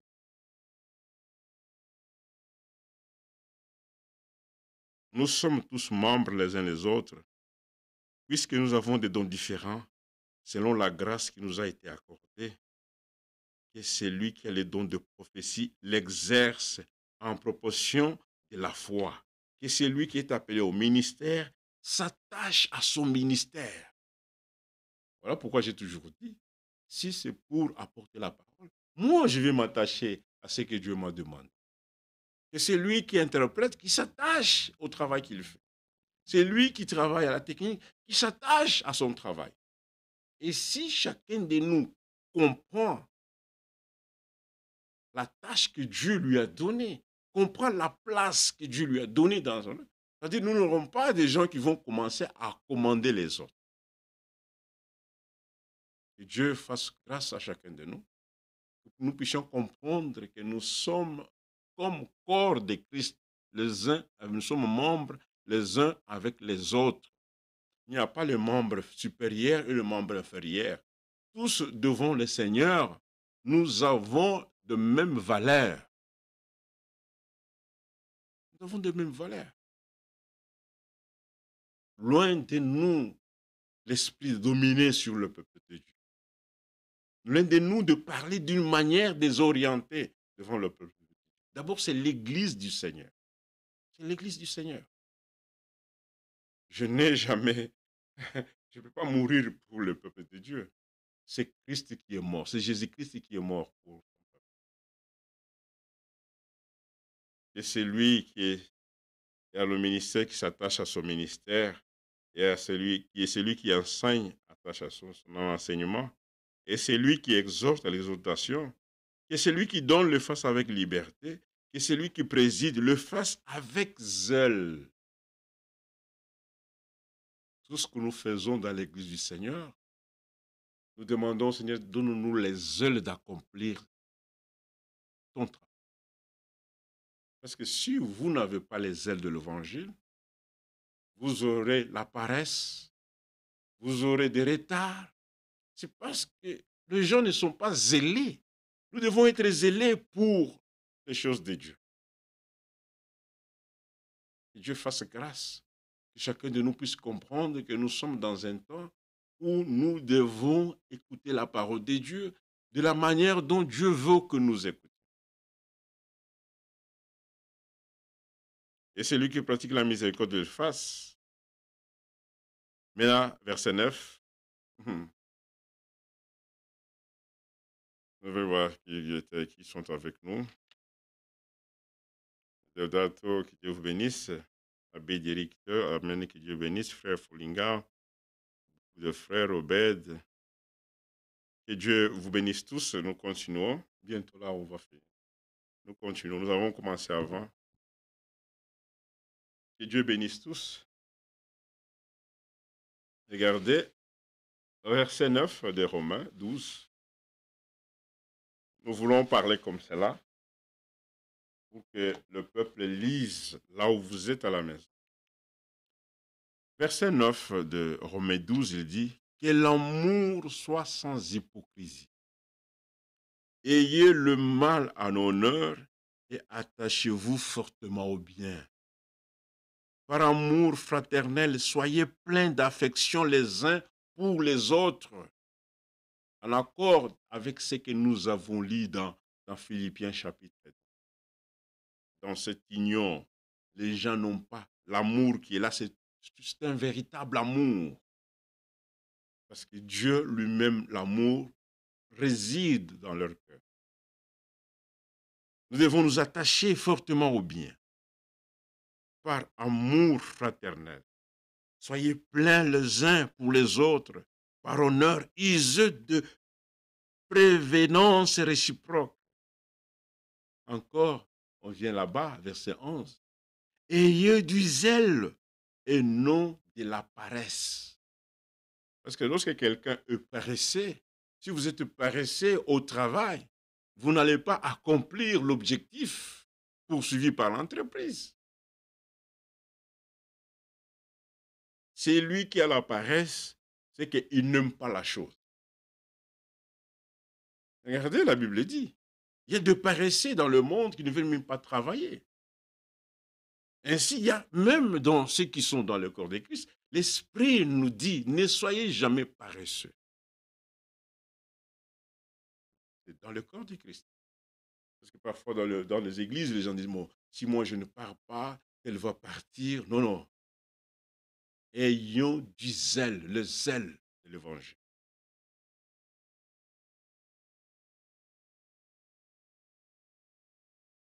Il dit, attachez-vous fortement au bien, fortement, pas seulement. Nous devons nous attacher vraiment fortement, de telle manière qu'il n'y a pas un moyen qu'on puisse nous détacher de bien. Parce que la parole de Dieu demeure en nous. Ainsi, il dit, soyez pleins d'affection les uns pour les autres, par honneur. Il faut avoir l'affection les uns envers les autres. Quelle est cette assemblée ou une église où le Seigneur fait son travail, où les gens disent que le Saint-Esprit descend, mais les gens haïssent les uns envers les autres.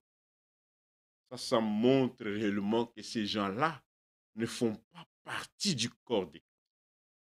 Ils ne sont pas membres du corps les uns et les autres.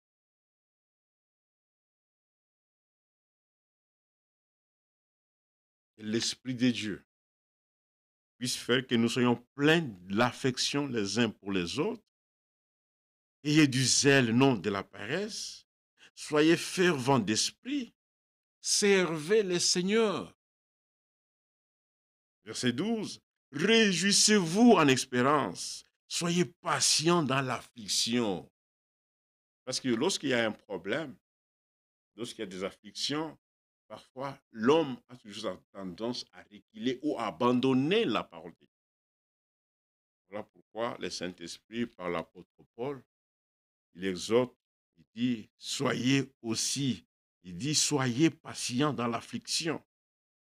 Nous devons persévérer dans la prière, pourvoyer aux besoins des saints, exercer l'hospitalité. C'est la nature, les caractéristiques de ceux qui font partie du corps du Seigneur. Bénissez ceux qui vous persécutent.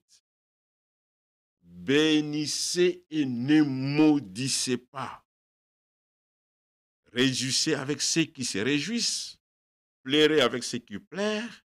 Ayez les sentiments les uns envers les autres.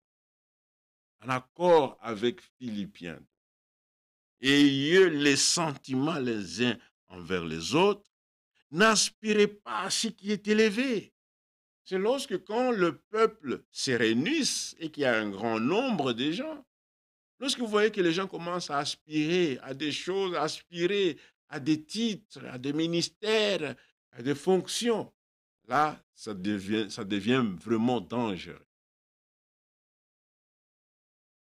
Il peut aspirer à être pasteur associé. Et c'est ce qui crée des problèmes. Quand les gens commencent à aspirer, nous devons laisser que le Seigneur lui-même fasse au milieu de nous ce qu'il veut. Qu'il puisse prendre celui qu'il veut. Qu'il puisse susciter qui il veut. Dans beaucoup de cas, c'est lorsque la politique religieuse commence à s'introduire au milieu dans des assemblées. C'est ce qui crée des problèmes, la politique religieuse. Et quand les gens commencent à aspirer à quelque chose, ils voient. Parce que lorsque quelqu'un aspire, c'est pour dominer sur les autres. Nous ne voulons pas aspirer, mais nous voulons que le Seigneur nous puisse nous conduire. Maintenant, il dit, ayez le même sentiment, les versets 16, les uns envers les autres. C'est pourquoi il dit, n'aspirez pas à ce qui est élevé, mais laissez-vous attirer par ce qui est humble. Ne soyez point sages à vos propres yeux. Verset 17, ne rendez pas mal pour le mal. Recherchez ce qui est bien devant tous les hommes, s'il est possible, autant que cela dépend de vous. Si cela dépend de nous, nous devons chercher la paix avec tous. Soyez en paix avec tous les hommes. Ne vous vengez point vous-même, bien-aimés, mais laissez agir la colère quand il est écrit. À moi la vengeance et à moi la rétribution. Vous connaissez ce qui vient à la suite. Maintenant, regardez, Jacques dit aussi cela. Oui, Jacques, regardez, Jacques chapitre 3. Je vais prendre... Ah, j'ai lu vraiment. J'aime lire.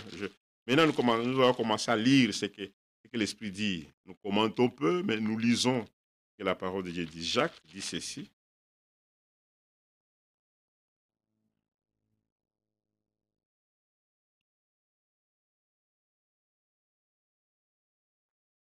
Jacques, chapitre 3. Il dit ceci.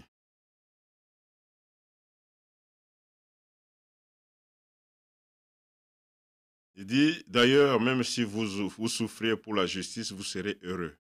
N'ayez d'eux aucune crainte et ne soyez pas troublés, mais sanctifiez dans vos cœurs Christ, étant toujours prêt à vous défendre avec douceur et respect devant quiconque vous demande raison de l'espérance qui est en vous.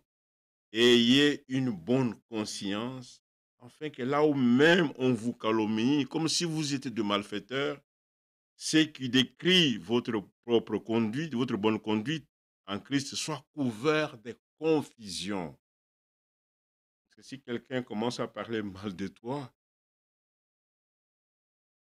le travail de l'ennemi, il veut simplement que tu sois honteux. Il veut seulement te faire descendre pour que lui puisse être vu comme quelqu'un de bon devant les gens. Mais le Seigneur dit, ne puissiez pas remettre le mal par le mal. Ainsi, regardez, en étant dans cela, regardez ce que le Seigneur fait maintenant pour nous. Dans 2 Pierre, voilà pourquoi ce qui est écrit dans 2 Pierre doit aussi se trouver dans chacun de nous. Ce sont des vertus chrétiennes qui sont ensemble et nous devons les avoir. Ce sont ces qualités. Ce sont les qualités de ceux qui font partie de l'Église, de vertu. Il dit sa divine puissance, je vais lire encore avec, comme nous partons vers la fin, je vais lire, regardez, je prends la version Semmer.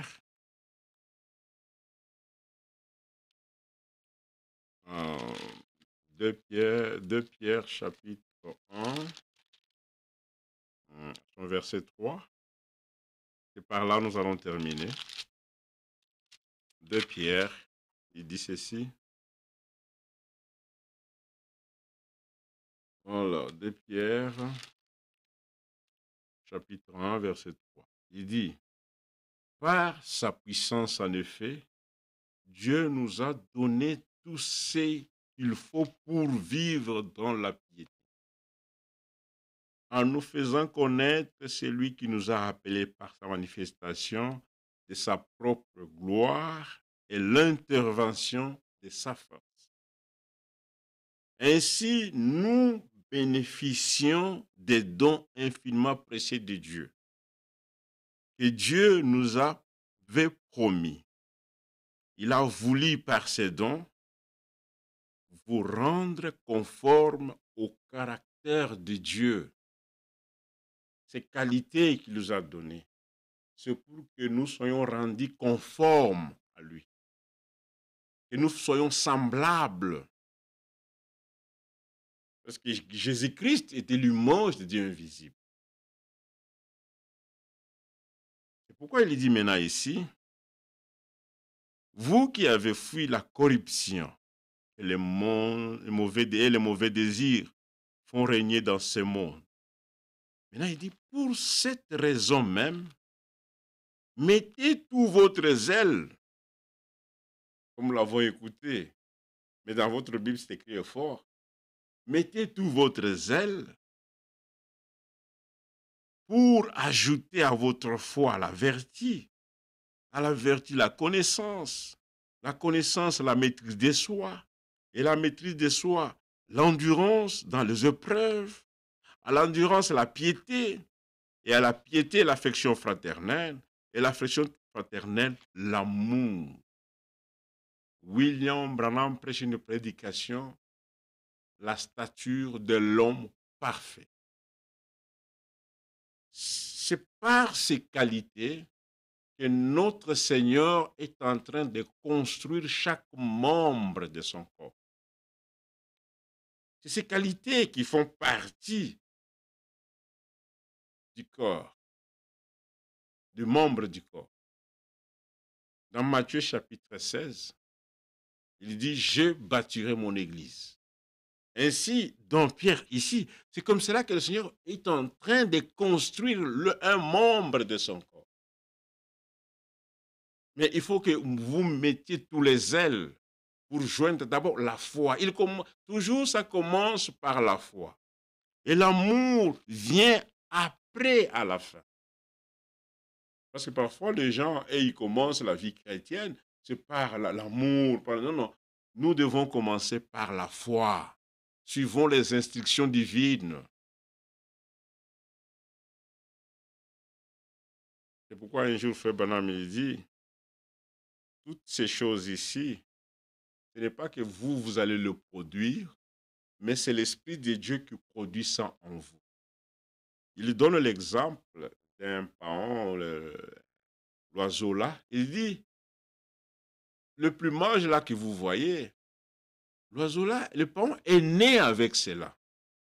Si quelqu'un veut aussi se faire comme un paon, il ne va pas. Parce que cet oiseau-là est né comme cela. Et c'est lui qui est né de Dieu.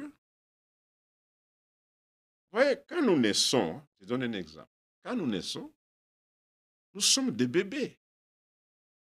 Mais en nous, si c'est un homme, il a déjà tout ce qui est, toutes les qualités qu'il doit avoir un homme lorsqu'il grandit.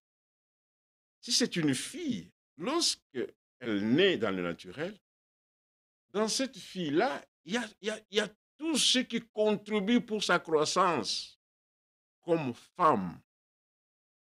Et lorsque cette personne commence à grandir, et lorsqu'on lui donne à manger, ces qualités qui sont en lui ou en elle vont commencer à se manifester.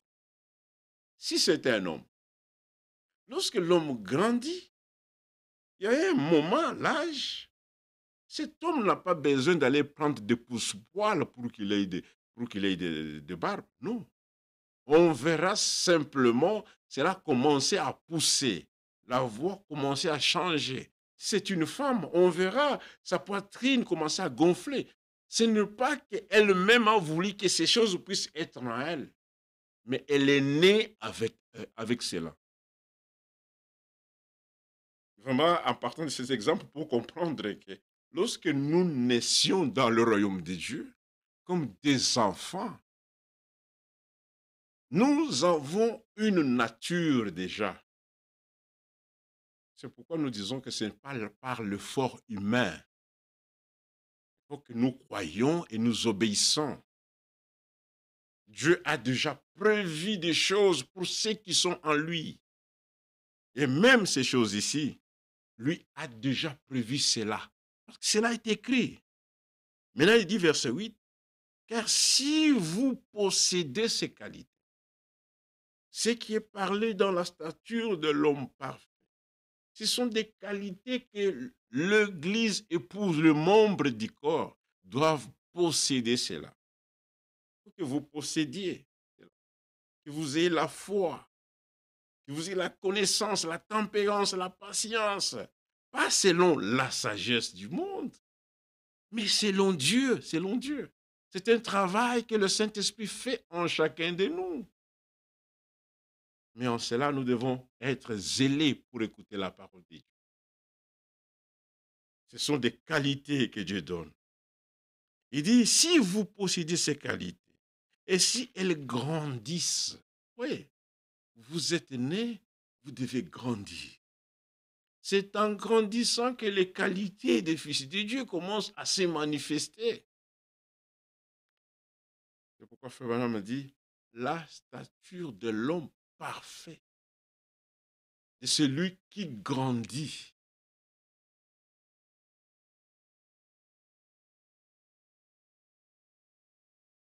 Il dit, si elle, c'est bon, car si, je relis le verset 8, car si vous possédiez ces qualités, et si elles grandissent sans cesse en vous, elles vous rendront actifs. Ceux qui ont le vertige des 2 Pierre, chapitre 1 au verset 5, là, ce vertu-là, ces qualités rend un croyant actif. actif, zélé pour la parole de Dieu. C'est lui qui a ces qualités ici. Ne peut pas être paresseux étant dans le royaume de Dieu. C'est lui qui a ces qualités. Lorsqu'on dit qu'il y a culte, il doit faire tout. Parce que là où il va, ou là où elle va, il va écouter la parole du Seigneur. Et il veut grandir dans la foi, grandir dans la connaissance, grandir dans la tempérance, grandir dans toutes ces qualités qui sont dites dans la parole, qui sont citées. Et quand ces qualités sont en vous, ces qualités nous rendent actifs. Et il dit, et vous permettront de croître toujours mieux, toujours mieux, pour connaître notre Seigneur. Parce que celui qui n'a pas ces qualités, ce vertu, il ne connaîtra pas bien le Seigneur Jésus-Christ. Il faut que nous les connaissions tel qu'il est. Il faut que nous puissions les connaître. Et maintenant, si vous n'avez pas ces qualités, vous serez commencé à être des gens oisifs, des gens qui changent, qui bronchent de tous les côtés. Seigneur, fais-nous la grâce. Il dit, verset 9, car c'est lui à qui elles font défaut est comme un aveugle. Il ne voit pas clair. Le vertu qui est parlé dans Pierre nous rend actifs, nous fait connaître davantage le Seigneur. Et parce que la foi, il faut que la foi soit encore augmentée. Mais si ces choses vous font défaut, à celui qui n'a pas ces choses, la Bible dit, il est comme un aveugle et il ne voit pas clair. Il a oublié qu'il a été purifié de ce péché d'autrefois. C'est pourquoi, frères, puisque Dieu vous a appelé et choisi, faites d'autant plus du zèle pour confirmer cet appel et ces choix. Car si vous agissez ainsi, vous ne tomberez jamais.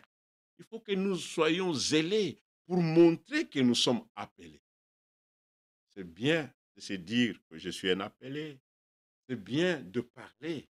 Mais lorsque cela n'est pas mis en application, nous sommes loin de ce que nous sommes en train de déclarer. Il y a parfois les gens déclarent autre chose, mais ils vivent autre chose. Dans 2 Corinthiens chapitre 1, verset 20, il dit ceci. Encore une écriture, 2 Corinthiens chapitre 1, verset 20. 2 Corinthiens 1, chapitre 1, verset 20, il dit, car c'est en lui que Dieu a dit oui à tout ce qu'il a promis. Aussi, et c'est par lui que nous disons oui et amen pour que la gloire revienne à Dieu. C'est Dieu en effet qui nous a fermement unis avec Christ. Il nous a unis en vous avec Christ et qui nous a consacrés à lui par son onction. Et c'est encore Dieu qui nous a marqués de son sceau comme sa propriété. Tout ce que nous avons parlé concernant les qualités qui sont décrites dans Pierre, c'est simplement à ceux qui font partie de Christ et qui sont unis à lui. Nous devons être consacrés. Parce que c'est bien de parler de Samson. C'est bien de parler de ce que l'Éternel a fait avec les anciens. Le Saint-Esprit, ce soir, nous demande aussi d'être actifs, d'être consacrés dans le Seigneur, consacrés à son service, de montrer réellement que nous sommes les appelés. Nous sommes les appelés. Nous naissions. Et tout en grandissant, il faut que ces qualités puissent se voir en chacun de nous. Ce ne sont pas des choses qui sont cachées. Voilà.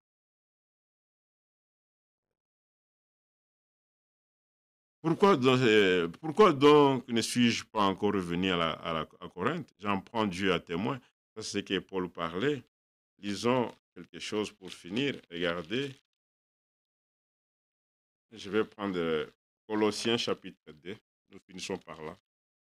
Prenons Colossiens chapitre 2.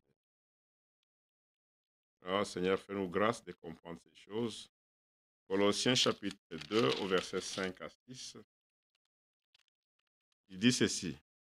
Verset 4, j'affirme cela afin que personne ne vous égare par des discours trompeurs. Ce sont les gens qui ont des prédications charnelles, des prédications mondaines plutôt que j'allais dire. Car même si je suis physique absent, je suis avec vous par la pensée. Et c'est une joie pour moi de constater l'ordre qui règne parmi vous et la fermeté de votre foi en Christ. Nous devons marcher dans l'ordre, être fermes dans la foi en Christ. Mais d'où vient notre ordre? C'est parce que nous observons la parole et nous obéissons. Dans Matthieu chapitre 28, il dit, enseignez-les à observer tout ce que je vous ai prescrit. Celui qui fait partie du membre du corps, il prend en considération la prescription par le Seigneur. Nous ne sommes pas restés comme cela. Dieu nous a envoyé un message. Nous avons la révélation de Dieu. La révélation de ta parole. Psaume 119, 70, 130 nous éclaire. Et lui qui a la révélation de Dieu, il ne peut pas marcher dans une confusion. Il ne peut pas être inactif dans le royaume de notre Dieu. Que chacun de nous puisse comprendre que le temps est venu où les choses difficiles doivent être adressées à l'époux. C'est simplement celui qui fait partie des élus qui comprendra ce que l'Esprit dit à l'Église. Tous ne comprennent pas. Nous sommes arrivés au temps où nous devons comprendre simplement ce que l'Esprit dit à l'Église. Ainsi, lorsque nous voulons poser un acte, nous nous demandons qu'est-ce que l'Esprit a dit pour moi en cette temps. Parce que beaucoup sont toujours Frère Baramadi, comme nous l'avons écouté, le message a été envoyé à l'ange, mais à la fin, le Seigneur, l'Esprit donne une distinction. Il dit que celui qui a l'Esprit puisse écouter, celui qui a des oreilles plutôt, qu'il écoute ce que l'Esprit dit. L'ainsi dit le Seigneur. L'Esprit est en train de vérifier. L'Esprit est en train de parler jusqu'aujourd'hui. Frère Branham est parti. Mais le message de Dieu est encore là. Nous, on ne le connaissait pas. Mais nous avons cru parce que nous avons vérifié ce qu'il a prêché. L'Esprit de Dieu nous a convaincus que ce message est la vérité. Convaincus et concernés. Nous n'avons pas suivi un homme. Nous n'avons pas suivi des fables habilement concis. Ça, ce sont des gens qui emmènent des fables, c'est pour attirer les gens vers eux.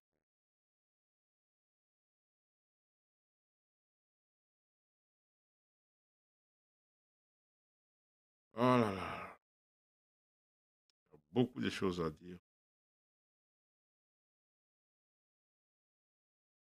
Il dit que personne ne puisse pas vous séduire. Car même si je suis physiquement absent, je suis avec vous par la pensée et c'est une joie pour moi de constater l'ordre qui règne parmi vous et la fermeté de votre foi. Nous devons vivre les uns et les autres comme membres de Christ, mais il faut qu'il y ait l'ordre qui règne par l'Esprit de Dieu. Que la parole de Dieu puisse faire demeure dans chacun de nous. Si nous sommes occupés par la parole et notre préparation, il sera difficile que quelqu'un puisse parler mal. Vous savez, si quelqu'un va travailler, il n'aura pas le temps de parler de ce qui se passe. Hein. Vous savez, il y a des pays où les gens parlent plus de la politique, parce que ces gens-là, le matin, ils n'ont pas une place où ils vont partir. Alors, ils ramassent tous ceux qui ont parlé à la radio, tout ça, et c'est ça leur vie. Mais si tu quittais le matin, tu rentres le soir, et tu vas préparer, tu vas faire, tu n'auras pas le temps. Mais ceux qui sont, qu'est-ce que je veux dire? Ils sont occupés par la parole, ils parlent des choses de la parole, ils donnent le témoignage de la parole. L'Église du Seigneur, ce n'est pas un marché où chacun peut venir faire et parler de n'importe quoi. Nous devons vraiment avoir les ailes de l'Évangile, que l'ordre de Dieu puisse régner au milieu du peuple de Dieu, que nous soyons revêtus des sentiments qui étaient en Christ, d'avoir la même pensée. Seigneur, fais-nous grâce. Ah là là. Aussi, puisque vous avez reçu Christ, Jésus le Seigneur, comportez-vous comme les gens unis à lui. Comment nous devons nous comporter? Si vous êtes unis à Christ, vous devez savoir comment nous nous comporter. Et c'est là en accord avec ce qui est parlé dans Jean chapitre 15. Si nous sommes unis à lui, nous devons nous comporter comme les gens qui sont unis à lui, enracinés en lui. Construisez toute votre vie sur lui. Nous voulons que toute notre vie soit sur Jésus-Christ, pas sur notre personne. Que tout homme soit reconnu comme menteur. Et attachez-vous de plus en plus fermement à la foi. Nous devons nous attacher à la foi conforme à ce que vous avez reçu, vous avez été enseigné. Nous devons nous attacher à la parole de Dieu. Celui qui ne s'attache pas à la parole, il sera séduit. Agissez ainsi en adressant à Dieu de nombreuses prières de reconnaissance. C'est lui qui est uni à Christ. Regardez, ça me vient, Jean chapitre 15. Lisez avec moi ce qui est parlé, Jean chapitre 15. Regardez, si nous sommes unis avec lui, regardez ce que le Seigneur dit. Moi, je suis le vrai plant de vigne et mon Père est le vigneron. Tous les serments en moi qui ne portent pas de fruits, il les coupe. Et tous ceux qui en portent, il les purifie afin qu'ils produisent un fruit encore plus abondant. Vous aussi, vous avez déjà été purifiés grâce à la parole que je vous ai enseignée. Demeurez en moi et moi je demeurerai en vous. Un serment ne saurait porter du fruit tout seul, sans demeurer attaché au cep. Il en est de même pour vous. Si vous ne demeurez pas en moi, vous ne porterez pas aucun fruit. Celui qui ne demeure pas en Christ ne portera jamais de fruit. Celui qui n'est pas uni à Christ ne sera pas humble dans le corps. C'est vraiment très... Lisez Jean chapitre 15, vous allez comprendre. Il y a toujours cette union entre les cep et les sarments, entre la vigne, le vigneron. Et verset 5, il dit, je suis le cep de la vigne, vous êtes le sarment. C'est lui qui demeure en moi et en qui je demeure portera du fruit en abondance. Il faut que nous portons des fruits en abondance. Pas simplement un seul fruit, mais que ça puisse se multiplier. Il dit, si quelqu'un ne demeure pas en moi, on le jette hors du vigneron. Comme le serment coupé, il se dessèche, puis on le ramasse et on le met au feu et brûle. Mais si vous demeurez en moi et que mes paroles demeurent en vous, demandez ce que vous voudrez, vous l'obtiendrez. Si vous produisez du fruit en abondance et que vous pouvez